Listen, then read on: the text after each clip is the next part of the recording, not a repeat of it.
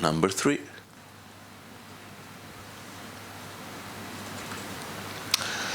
All right. Oh.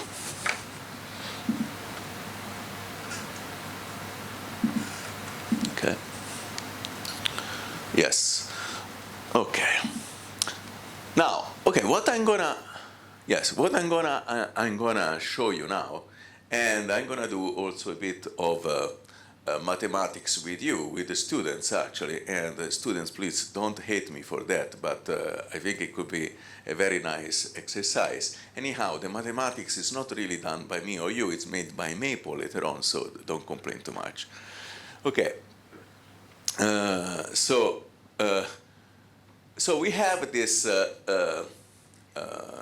Daisy. Now, let's go here, and let me tell you what really Daisy did, okay? Now, suppose I consider suppose we don't know the model, but I assume some Friedman equation. So this is the Hubble factor, and this is today Hubble factor, okay? Now, let me, what I can say, I have omega mater today over A cubed, where this omega mater represents dust and baryon at the same time. I have some radiation component. I assume a flat Friedman-Heinzel Walkers. I don't have curvature. And then I have some omega dark energy function of redshift. Okay? So what they did, they assume an equation for dark energy over here, where W is W naught plus WA 1 minus A. Okay? So given this, because of continuity, once you give this function here, you can deduce what is your rho. Okay? And then you plug it here. Right? This is what they did. And they have the model which is made out of 2 parameters. They only consider background. Remember, the perturbation for them was lambda CDM. This is intrinsically inconsistency, but this is what they did. All right. Now, this is what they, so they put constraints on top of the same parameters on lambda CDM, also on this W naught WA. Okay? This is what they did. And they found that a model which is fits the data better than lambda CDM was allowing W to be less than -1 at about redshift 0.5. 0.5, you make some calculations, it's about 5 billion years ago, okay, roughly. Okay, now, so let me go this one actually. Suppose now that you consider that the dark energy, whatever sector is actually a coupled system. All right. So how do we, so the idea that I want to discuss today is that suppose we have a coupling between dark energy and dark matter. This is not my work, it's a work by other people, but I find it interesting enough that we can discuss in this school, okay? Next lecture, I'm going to discuss about something I've done, but this lecture I want to discuss what other people did. So the idea is the following. Now, suppose that you have a mass coupling between dark energy and dark matter. So suppose that I consider dark matter as a fluid. So this is a typical action for a perfect fluid, and that action, remember, we saw it also yesterday. Rho is a function of n. N is the number density, and n is J mu, J mu. J mu is my fundamental variable in this action here, and the pressure is defined as n d rho over dn minus rho. Okay? From thermodynamics. This is a thermodynamical description. Here assuming only a barotropic equation. Okay, so you can invert P as a function of rho. Now,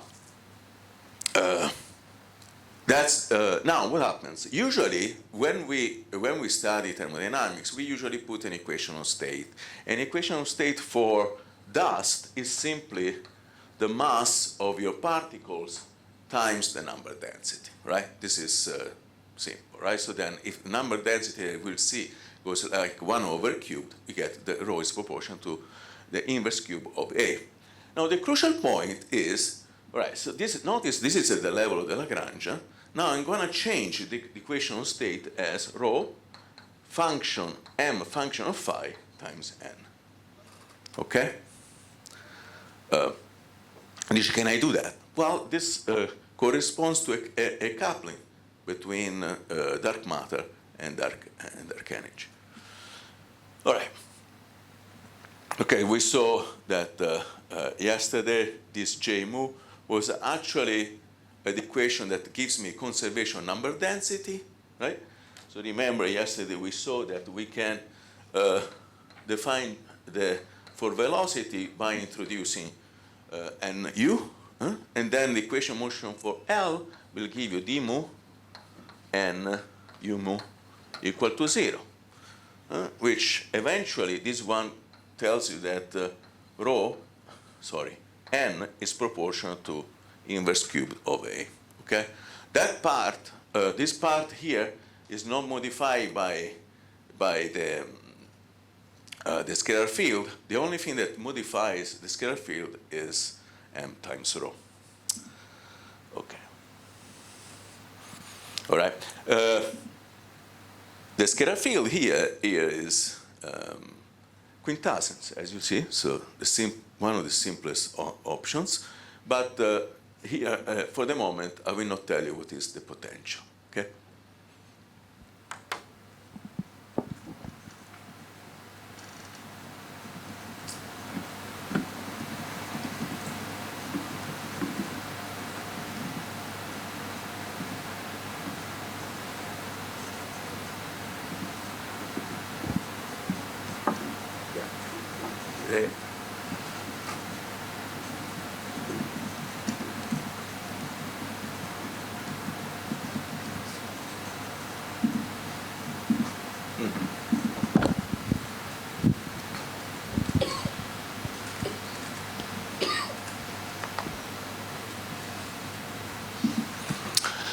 Okay, please hate me just after the class because I'm showing the code, but not now, okay?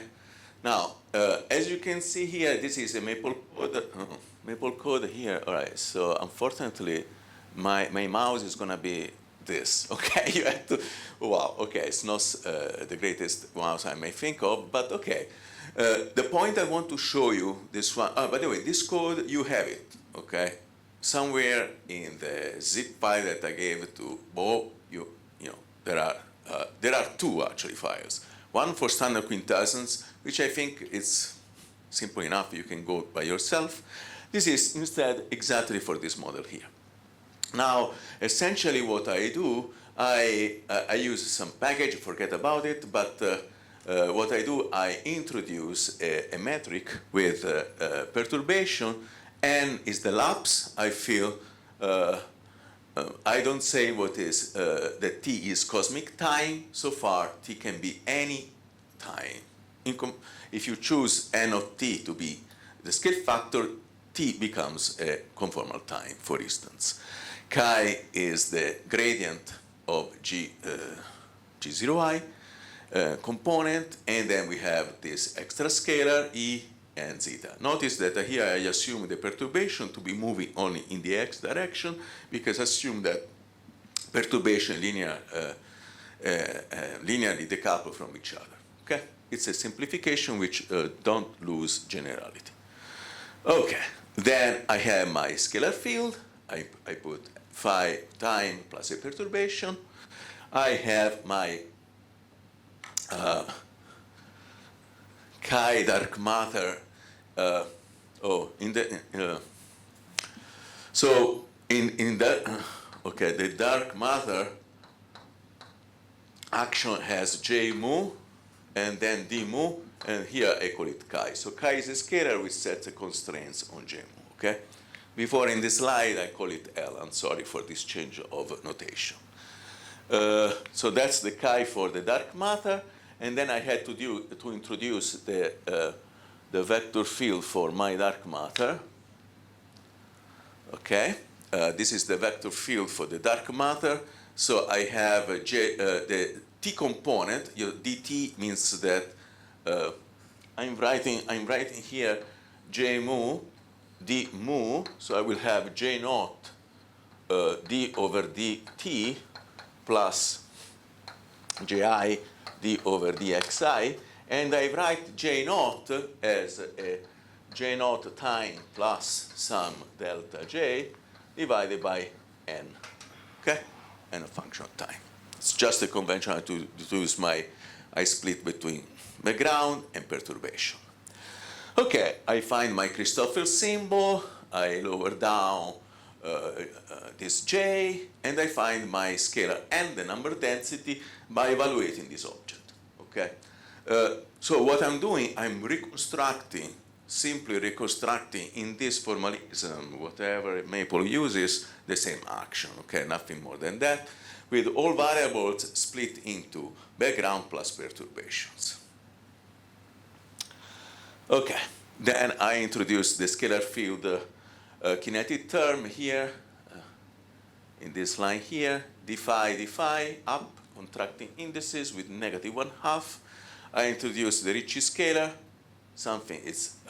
this is the Lagrangian for the scalar field as square root of minus determinant of G, x minus potential.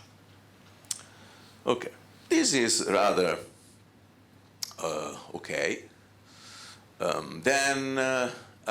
Oh yeah, here I also introduce, this is a nice code, not made in China, but made in Antonio, actually. So this is, in this code here, I actually introduce also a radiation component, okay? So a standard fluid component, actually. But I don't specify the equation of state, so it could be also baryon or could be also baryon fluid. Okay, so then R for me stands for radiation, although as I said, I don't explicitly say it's a radiation, but I think about it. And then you do the same splitting because the action is the same, actually. And then you put together everything together. Maybe I want to show you where I wrote. Ah, yes. Here you see the crucial part in this Lagrangian for the dark matter is minus m function of phi times square root of g times n. That's the crucial point where there is the coupling term. Okay? All right.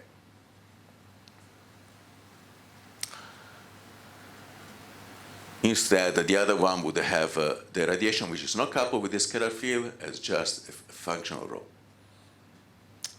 Okay. Then I put all together the Lagrangian. I write m Planck squared divided by 2, square root of minus g, r Lagrangian for phi, Lagrangian for dark matter, Lagrangian for generic fluid, in particular radiation.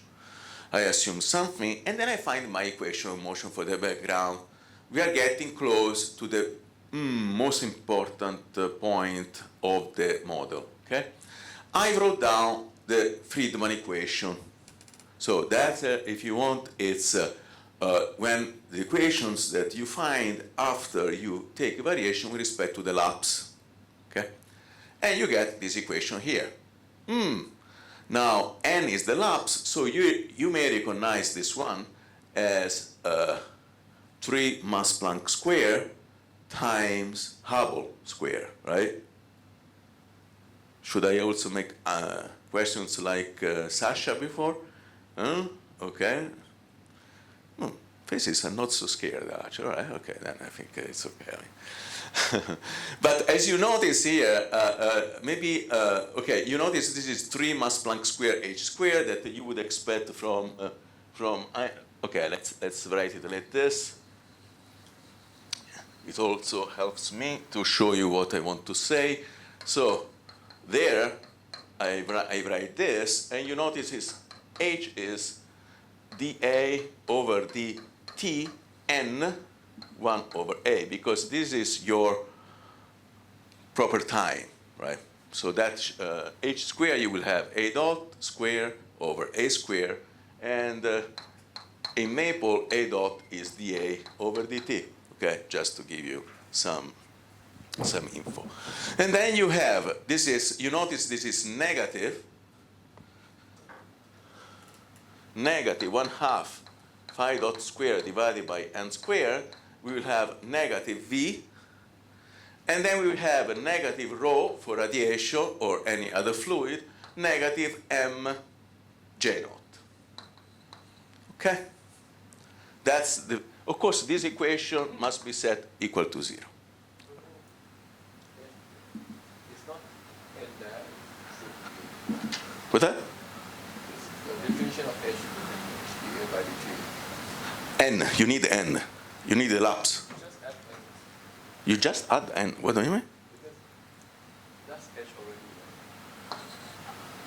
Okay, dA over dt. This is not cosmic time.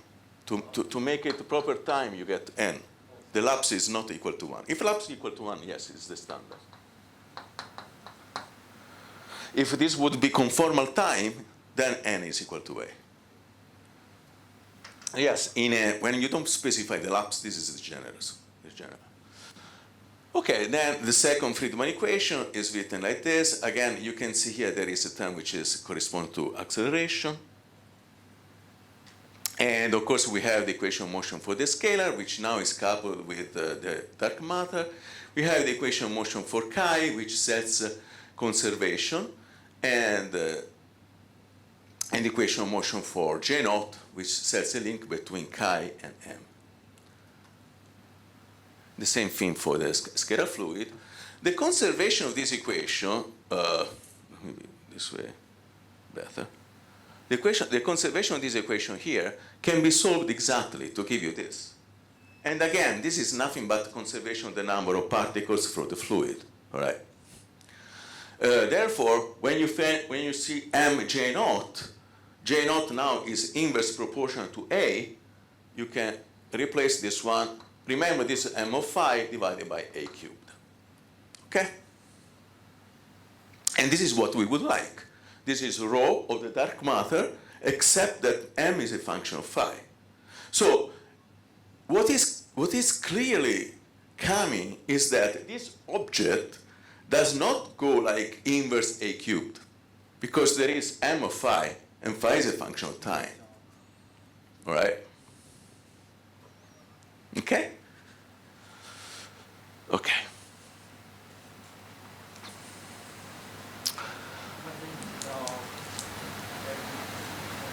Okay. Right. Yeah, I can solve some other equation. Let me see where.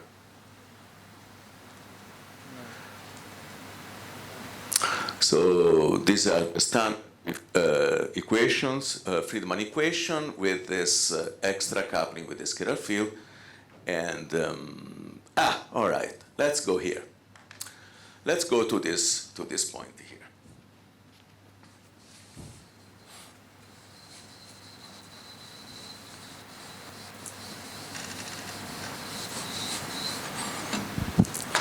Okay, now you have to pay attention.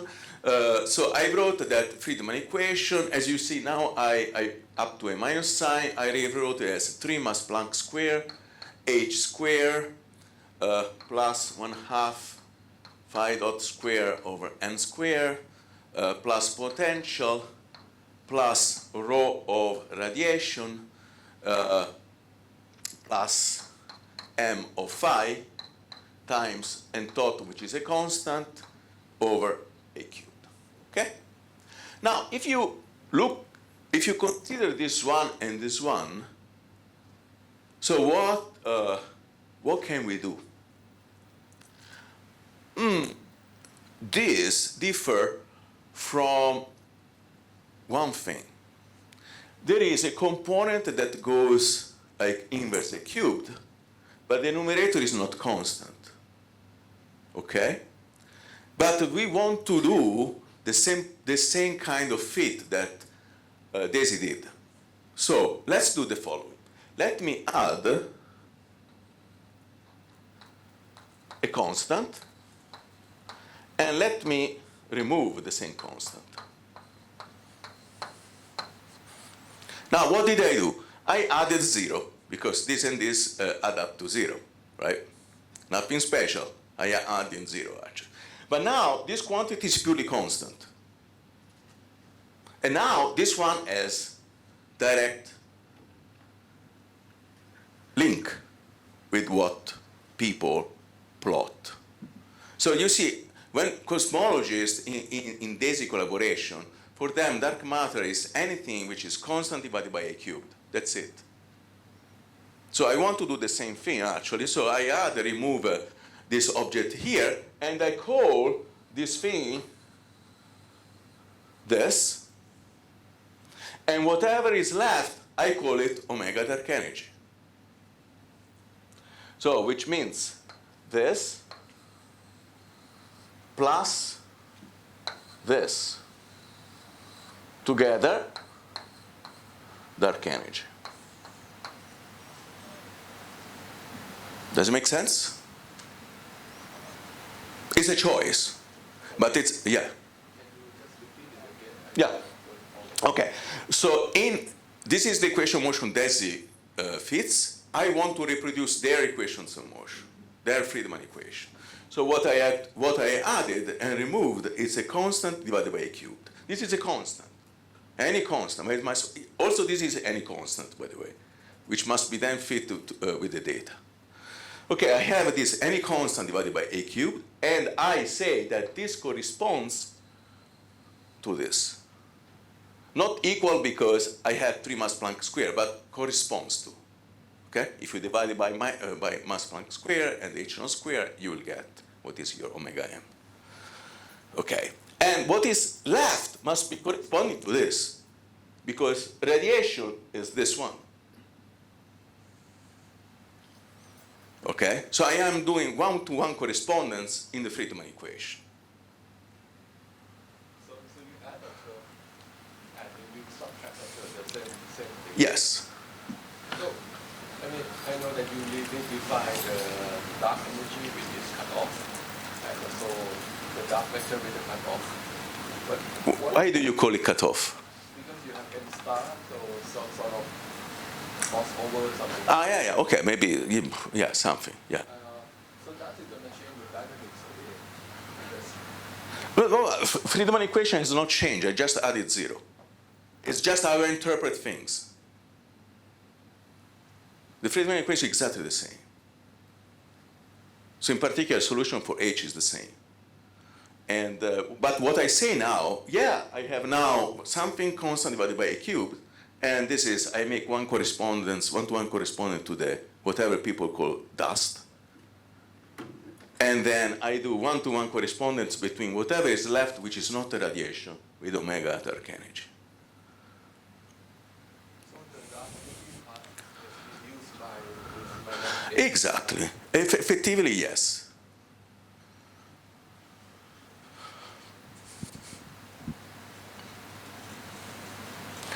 Yeah, so as you see,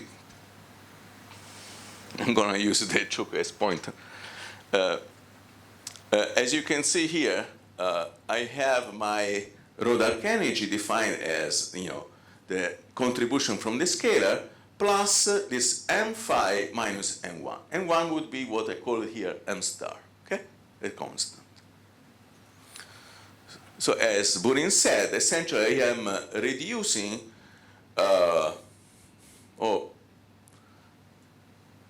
by this m1 over a cubed, some expression. What I would just call is just, I define this object to be dark energy. And I define, of course, this one to be rho dark matter. Okay? And rho radiation is this one.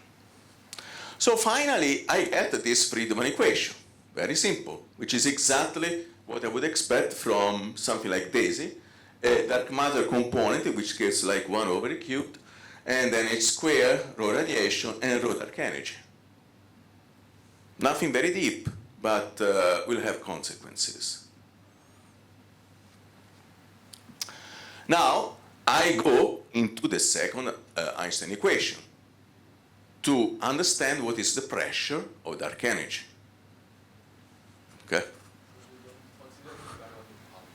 Baryonic part, yes, of course, I can add a baryonic part. But this is purely the dark. So if you want this rho R is a label, but you can put there baryons and neutrinos, radiation, any. Yeah, so this, if you want, this is really the dark matter part, because that's the one that is coupling with Now, if you look into the second Einstein equation, which is written like this looks like actually similar to what we would expect, because the last three terms is just the standard GR term, which looks a bit ugly because n is not 1 as we usually consider for cosmic time. T is a general time variable. But yes, if you put n to be 1, you will get 2 h a double dot plus h squared. And what we can recognize here, there is this term and this, which add up to the pressure of R, which for baryon would be 0, for radiation would be 1/3 rho, and so forth and so forth. And then we have what is left must be the pressure of the dark energy, because the pressure of dark matter is 0. Right? In the Friedmann equation, dark matter has a 0 pressure. So whatever is left, which is non-standard, must be only the pressure of the dark energy. And the pressure of dark energy, if you compare term by term, is just this. Okay.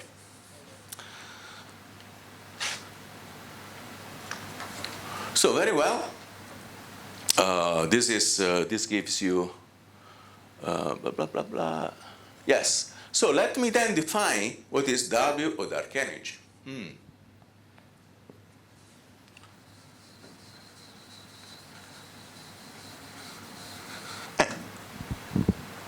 W dark energy will be given by the pressure of dark energy divided by rho of dark energy.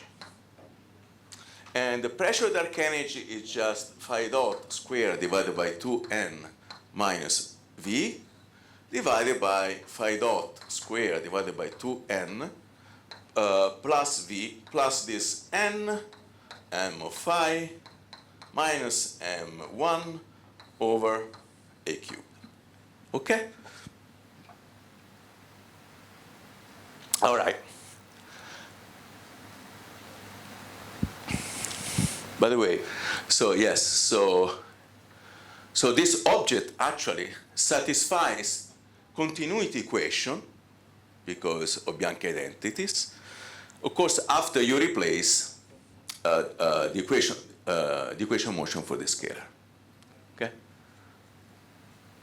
You will see that this satisfies the continuity equation.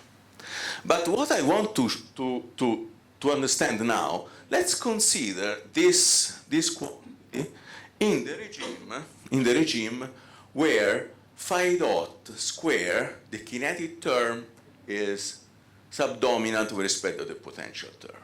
Okay. So then this object will be approximately equal to negative V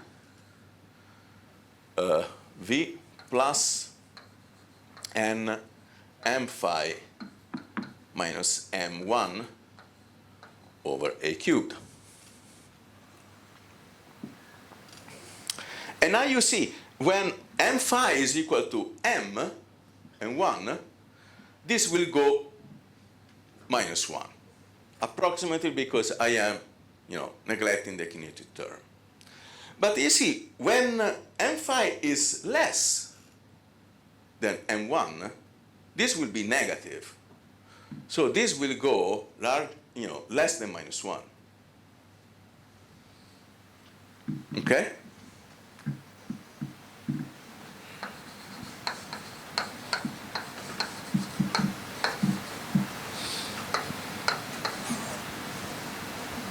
All right? Does it make sense? Okay, now we have this interesting thing that, so essentially what this would mean is just that, because Daisy did this convention here, if I assume the same convention, I consider this composite dark energy sector having W less than -1, but actually this is just maybe related to a non-trivial interaction between dark energy and dark matter. Okay, this could be the case. So this idea was not proposed by me, but other people at the beginning of this year, and I find it interesting because this is an example of two scalars which can, two sectors which coupled can give you this W less than -1. One may say, hold on a second, is this, are there ghosts, are there instability? And actually it's not, because the scalar field is just minimally coupled. So in the subhorizon regime, phi behaves as box phi, which is standard, speed of propagation is equal to 1. It's always goes on any background, whatever. The dark matter has rho plus p for a fluid, which is again m of phi times n. And as long as m of phi is positive, you don't have instability from that sector. But this is okay. So what it means is that you may need this kind of situation. All right.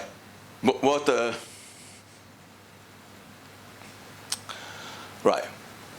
Yeah. The coupling of this mass Yes. to the scalar field. Yes. The coupling in the reverse color of this Hanson behavior. So if we can see the phenomenological expression about Now, yes. So that's a very good point.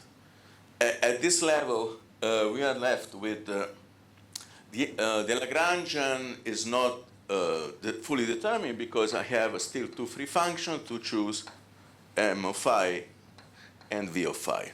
Okay. Then the point being, I had to find objects in this class of possibility, which gives me effectively this, and of course. So we saw last time, right? So we saw last time that the scalar field must satisfy that phi dot square, I think it was 2 phi dot square minus v. This was like rho plus 3p, must be negative for acceleration. And remember, we said that v must be positive, because if v is negative, we don't get acceleration for that component. So essentially, for positive v, here found when there was no coupling, but essentially this thing will not change much. And then what happens? Yes, so the remaining point is, how do we choose m of phi and v of phi so that we get the job done? Okay, at least from a background point of view. So at that, up to that, I rely on on the paper, actually. They gave some possibilities. If I remember well, m was proportional to phi squared and m of phi, and the potential proportional to inverse phi to the fourth, something like that. All right.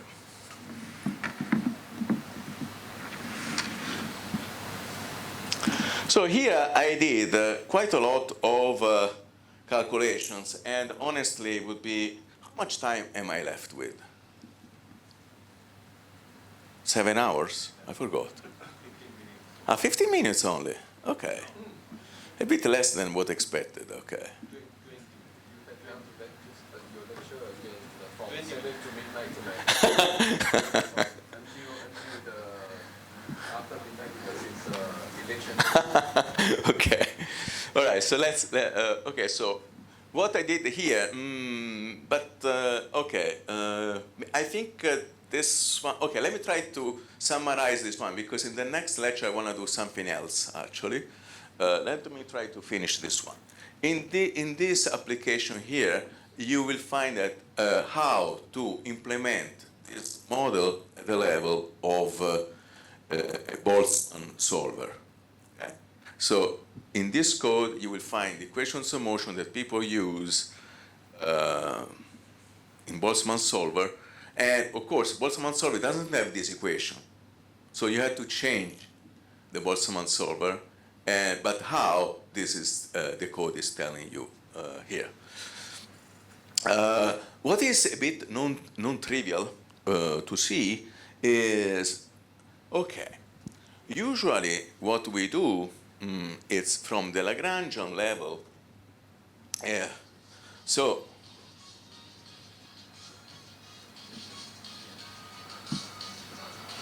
okay, this was a break. Maybe I said something very interesting. Maybe the telephone, got excited about it, but I forgot what I said. Actually. Okay. In any case, yes. So it turns out that maybe one of the things to see is how possibly to define things like energy density perturbations, velocity perturbation for this coupling dark matter a scalar field object, and the simplest thing to do is to go through equations of motion.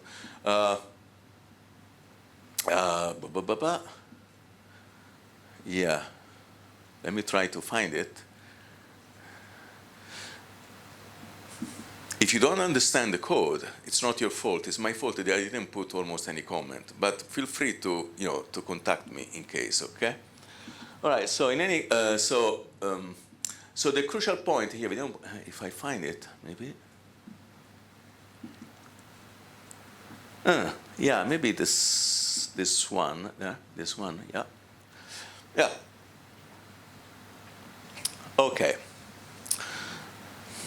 So for instance, let me give you just this example. Now this is the equations of motion which determines the velocity perturbation of a general fluid. Now you have, this is the time derivative of that velocity, this is the lapse perturbations, and this is things which are related to the fluid itself, and these are determined after you give an equation state for the fluid. This could be radiation. You notice if this is dark matter, baryons, baryons are linear in number density, so the second derivative would vanish. This would go 0, this would go 0, and what you're left is, okay, this is the shear for which for baryons would also be 0.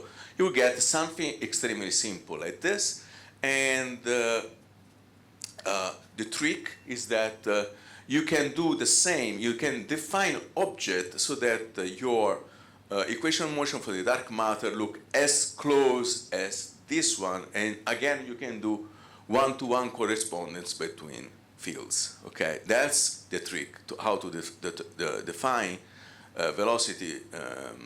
Because why? Because again, people solve some equations, and you want to solve this equation in a way which is as close possible to the conventions people use. Okay, so you will have that the equations of motion which determines the time derivative of delta does not have any modification, but the equation which determines the dynamics of the velocity will have this coupling with the scalar field, and the coupling goes like m comma phi over phi. Of course, when this object is negligible, your dark matter behaves as standard, otherwise you have correction. You notice this coupling happens at two levels. One is here, and one is there, actually. Yes. So you notice that this would be indeed 0 for the standard dark matter component. So what is non-trivial here is, so this change is rather trivial to put in the Boltzmann codes. What is less trivial is to write down the equation motion for the perturbation delta phi and add the initial condition for them. So, okay. Right. I think I don't want to say for this. Yeah, the modification is very little in terms of gravity. For instance, the shear equation is exactly the same as general relativity, actually. All right. Yes, that's the equation motion for the scalar field that one has to implement in the Boltzmann code. Okay, I would probably stop here and continue with the next lecture, the final lecture, talking about a different topic. So this one, I think, yeah, maybe better to stop here. Thank you, Antonio. If there is question.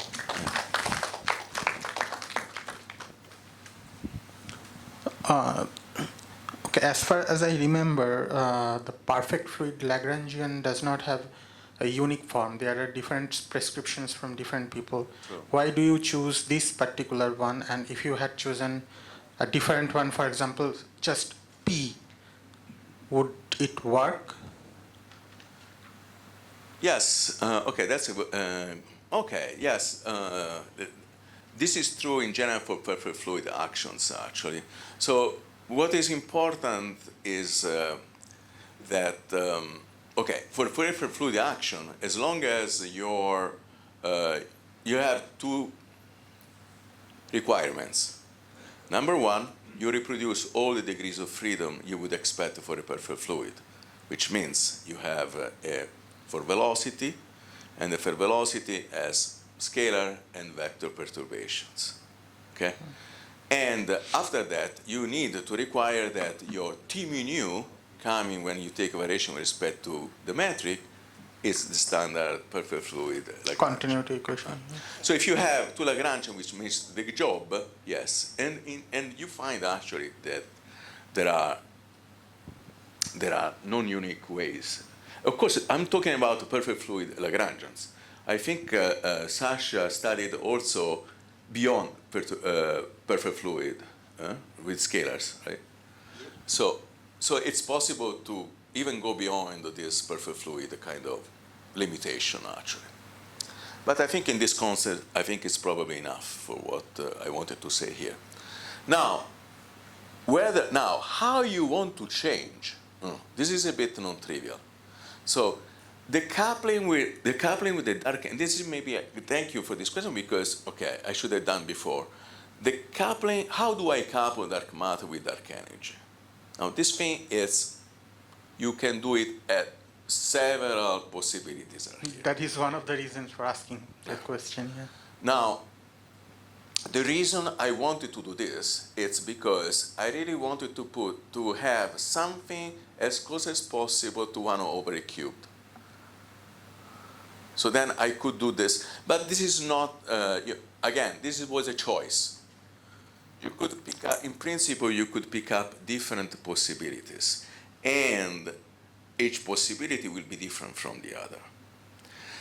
The trick you had to do it will be the same. So whatever you will have from this new interaction, you add and remove a term which goes like inverse a cubed, and then the constant over a cubed is the dark matter, the usual dark matter, the fake dark matter component, which is, the fitting daisy.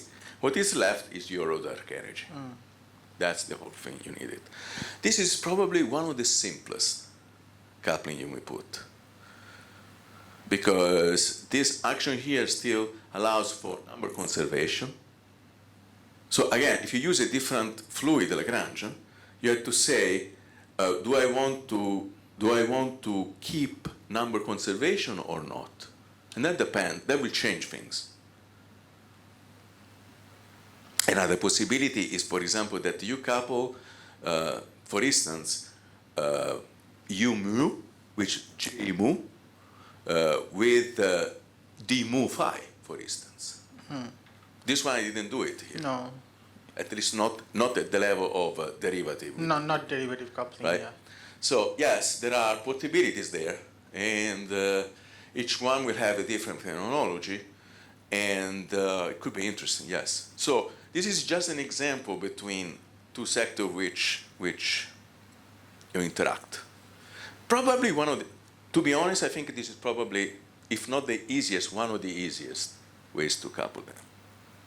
And couple them at the action level. At the action itself. level. At the action level. Yes. So then you can find your perturbations. Exactly. You can find. I mean, you can put bounds. Huh? But yes, it's not unique. You're right. And if I may, make another corresponding question. So here you have imposed the coupling at the action level, but usually in like many interacting dark matter dark energy models, they put the action in the at the level of the equation of state. And I always wonder that, especially when both dark matter and I dark use at energy. the level of the equation of state, but this is the same. Notice that. Sorry, equation of motion. Equation of motion. Equation okay. of motion, not equation All of right. state. So now, yes, but okay. Now that's going to be a problem, right? Because then you do not have a tensorial form for the coupling, and you cannot do the perturbation. You have to be careful. But yes, I mean, if you just put naively background contribution, you have no idea what your perturbation could be. Right. And then things become a bit, I don't know.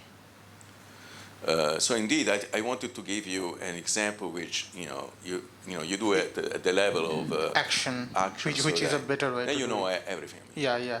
I can just. Of course, this is still a model, right? Because I am modeling dark matter with a fluid. That at some point this breaks down, actually. But still, it's a model, I mean, which for large scale works quite well. Yeah. I am trying to look for the Any further question? Yeah. from the, because in the Klein-Gordon equation we can just look at the effective potential, Yes. but then I can't find any in here. Yeah. Because you have mass as a function of the scalar field. So in the Friedmann equation, if you absorb this term into rather than going to dark matter, if you absorb it into a dark energy in the scalar field, so you will have a effective potential. Yeah. What you will have? You will have this kind of. Okay, so in the sense is that if the mass is not the linear function with scalar field, you still have a mass derivative of the scalar with respect to the scalar field, still a function of scalar field, and that Yes. in that case it's up to how mass is a function of scalar field, and then you can reinterpret it as the effective potential. Exactly. So that will be very similar to the chameleon. Similar. Yes. But you notice that, okay. So I would add this thing. No, I think a chameleon mechanism is a mechanism to shield the dynamics of the field. But I think that's very important if you have baryonic coupling. Now we have a dark matter coupling. The dark matter is, we don't have direct evidence for that. Okay, this is significant. Yeah, Shane. Yes, thanks a lot. Yeah. But of course, halos and other things may change because of this coupling. Any other questions? Okay. As you say, at the moment of the equation of state less than -1 is facing with the problem about the gross instability. So yes, what I was telling you No. Because you see, the scalar field in the superhorizon mode is essentially this. This is not even true. I mean, this is true in any background. So what it means that you have no ghost and speed of propagation is actually equal to 1. Wait, Antonio, Yeah. why is this is no ghost? What's that? If there is box phi equals 0, why it's not a ghost? I mean, from the Lagrange, from the Lagrange you have minus 1/2 x. I mean that side. The side of x. Yeah. Yeah. I mean, yes, from this Lagrangian, so this is really quintessence actually. Yeah, of course, the sign of the ghost comes from the Lagrangian, but this is really standard quintessence. For dust again, you will find that in the high K, still as a fluid, rho plus P has to be positive, but for this dark matter, the real dark matter, pressure is 0, so you get rho to be positive, and this is m phi n to be positive. Again, m phi to be positive. And the speed of propagation, again, for this fluid will go to 0, but this is just for the model of dust, so you would expect this. Any other Because the coupling is purely, if you want, the coupling you have, it's at the level of mass terms. Well, can one model it by doing the following? Take dark matter to be oscillating scalar field, but introduce correction to the mass of the scalar field by this quartic Yeah. constant to Yeah, you can do that.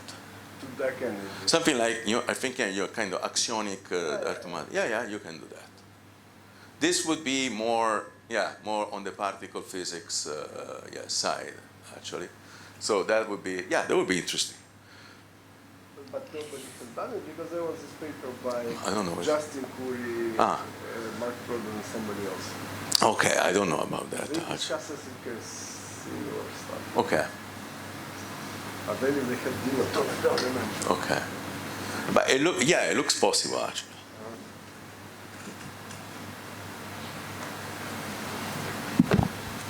any other questions? But usually, unless dark education state actually causes a battery by cannot really realize the kind of good fit to the data, I think. Yeah, I think that people like Mark Torten, as Sasha said, they consider some kind of specific model, but I think they just define some effectification state which contains some both effect of dark energy and dark matter. And by doing that, they actually claim that the phantom Liouville crossing is possible. But I don't think that they didn't do some kind of data fit. But if they do that, maybe I don't think they can really fit the data very well, actually. Yeah. Okay. Yeah. Okay. That's okay. Thank you. Okay, that's a very good point. So what does? So remember, Burin said Camino mechanism. So okay, at the level of the solar system, probably it's very hard to see anything from dark matter interaction. But at the level, for instance, on matter power spectrum, at when you find a cosmological level for the So what happens is that if you want to achieve the W shift that we see in the data, which is non-trivial, it's not going from minus 1.01 to negative 0.99. So if you want to really reach that, actually, people discuss that you may end up in 10% differences in matter power spectrum compared to lambda CDM, actually. Now, this is already possibly constrained. In the future, it will be strongly constrained, actually. So it's true that in particular, this model may suffer from constraint in the future, actually. But in this, so although interesting, this for me was just a way to achieve that one. Okay, just show an example. Whether it works or not, we will need more and more data, actually. You notice here, what will change here is the fact that this interaction will change the clumping for dark matter. And of course, how do you see that? Well, you have to implement this equation inside your Boltzmann solver and solve it and see how the power spectrum changes. It's a bit non-trivial, actually, but one has to go through those constraints. Thank you very much.